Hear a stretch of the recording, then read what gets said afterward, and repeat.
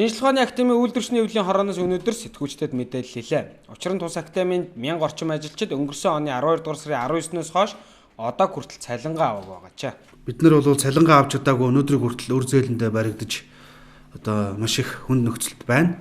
За манай одоо салбарын ажилтнуудаас шинжлэх ухааны салбарын ажилтнууд бол засгийн газрын 11 төгрөгөөр одоо байнгын залгаж хэлж цалингаа нэгж байгаа. Бид үйлдвэрчний эвлэрүүч бас бид нар одоо бас хандаж цалингийн маань хурдан олгох талаар одоо цааш нь хөөцөлдөө шийдэх санал шаардлагыг бол удаа дараа тавьж гин. Байнга одоо бидэнд хэлж гин.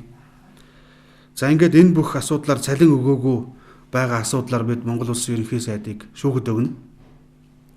За мөн үндсэн хуулиар заасан үндсэн хуульд бол жишээлбэл 7-гийн 1 дээр шинжлэх ухааны төрийн ивэлд байныг заасан. Үндсэн хуулийн холбогдох заалтуудыг бариад бид үндсэн хуулийн цэцэд хандах гэж байна.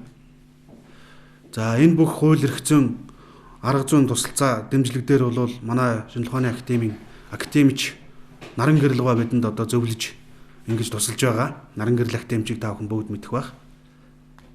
Тэгэхээр одоо бид бол холбогдох шүүхийн шатанд хандаж асуудлаа тавьж цалин бол хуулиар юу гэж заасан тодорхой өгөх ёстой хугацаанаас хоцорсон хоног тутамд 0.3% алдан ажилтнанд олгоно гэсэн ийм хуулийн заалттай хөдөлмөрийн хуулиар.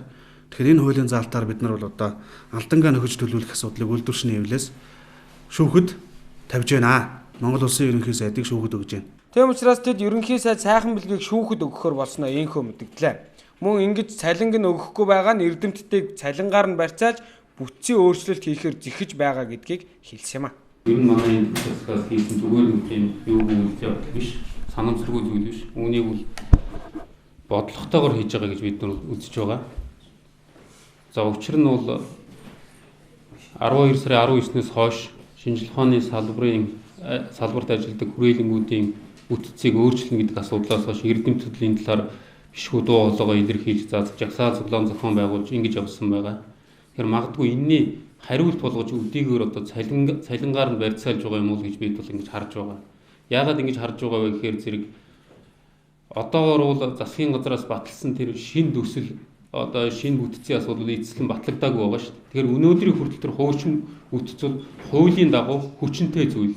Яг тэр бүтцэд хуучин ажиллаж исэн хүмүүс өнөөдрийн хүртэл ажиллаад ингээд ирсэн байгаа. Гэтэл ингээд цалингийн шинэ бүтц батлагдаагүй асуудлаар олохгүй байгаа гэдэг асуудал ерөөсөө энэ бүтцийн асуудлаар эрдэмтдийн амыг барьж тийм ээ цалингаар нь барьцаалж эрдэмтдийн амыг барьж тэгээ өөрсдийнхөө одоо яг сансан бодсноор тухайн асуудлыг шийдэх гэсэн юм оролдлогоо гэж бид нар ингэж харж байгаа юм л да. Тэд энэ 5 дахь өдөр хүртэл ерөнхий сайдад хугацаа өгч байгаа гэдгээ энэ үеэр мэдгдсэн. Харин баасан гараг гэхэд цалин нь орохгүй бол шүүхэд албан ёсоор хандгажээ.